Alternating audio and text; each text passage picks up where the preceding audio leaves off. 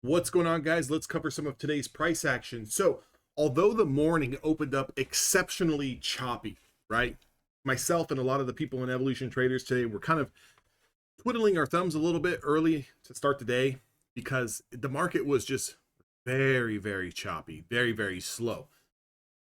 Once we gave it some time, we expressed a lot of patience, we really found some key levels. Now, some of these levels going into today's trading day was the extended hour high, the extended trading hours low. What does that mean? I'm looking at the overnight session, looking at Asia, looking at London, looking at the US pre-market.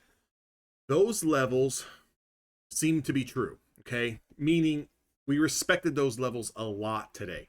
We were looking at the previous day high, right? That's the dotted red line you see at the top of the screen.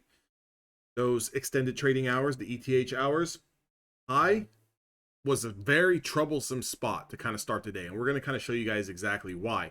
If we look at the 5-minute time frame, okay, and I really zoom into today's price action, we are going to see I have a couple of zones.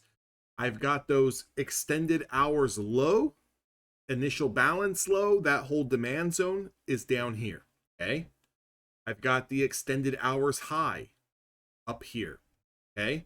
I've also got previous day high, which is a dotted red line, and I've got the initial balance high. So this zone, you can see we kind of tagged it off the open, then we kind of pulled back, and then we bounced, and then we looked like we were going to break down, then, oh, here we go, and then we're back up. But patience paid, because when we swept those extended hour lows, when we lost the initial balance low, it put in a good short opportunity. Now, although it looks like, well, maybe you got trapped, right? It looks like maybe we could have been trapped off this move down here.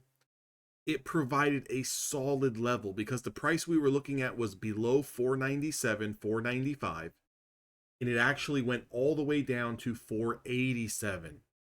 So about 10 points. Now, because we were in an extremely choppy area, okay, an extremely choppy area, what we were looking for was simply to just grab a quick cash flow, right? Quick cash flow move. What does that mean? It means you identify an area, you get short, you get long with a super tight take profit and a smaller than normal stop loss, and you see if you can grab some cash. And I went in here with one mini.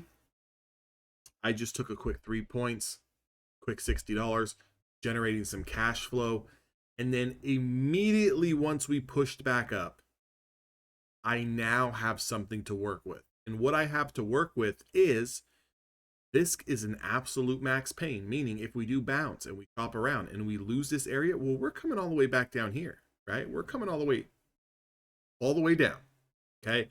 So as soon as we started to bounce, I could quickly start to work myself into a position. Now, I worked myself into this position when we took out this little consolidation high that was getting in over 21,514, 515. That happened here, okay, at 11:10 Eastern. So got into this trade here. I knew that I was coming back into the middle of the range. I knew that I had this 20 SMA sitting right here.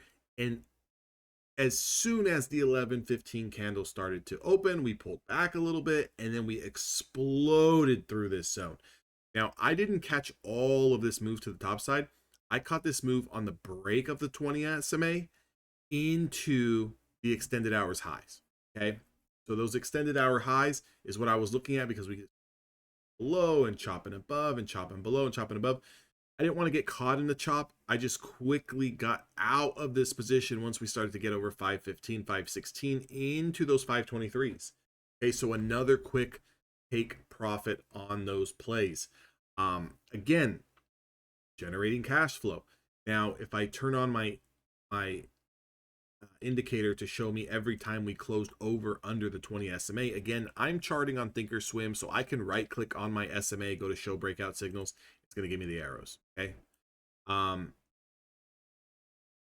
You can see once we got back over the 20 SMA at 11:15, it set up another play. And I already have right? If you look, I've already got this zone on the screen. Okay, this zone was already here from overnight. This zone was here from the initial balance.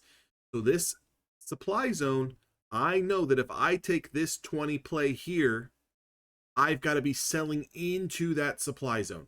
Here's another 3 points on one mini, and we're starting to stack up $60 here, $60 there, $60 here. You're going up a couple $100 or a couple $100 at a time. I'm not looking to go up thousands. I'm taking 50, 60 here, 50, 60 there. You know, do the math, right? You don't need to catch huge moves. You just need to start padding and building that P&L. Okay. The next trade idea was this pullback. I didn't take it. I did not take it, but I was looking for the pullback to see if we were going to hold the 20 and then catch a bounce. I didn't take it. I wish that I did. I'm not perfect. I'm human. But what I was looking at was those initial balance highs. And those initial balance highs sitting at 21,550, okay? 21,550. When we got up to this supply zone and we broke through the initial balance high, we broke through the previous day high, we broke through this upper range that I had that was acting as resistance, I went ahead and I jumped long. And when I jumped long on this trade, I jumped long with 2 mini contracts and I looked for another 3. Okay, so it was a $100 winner here to the upside. So do the math.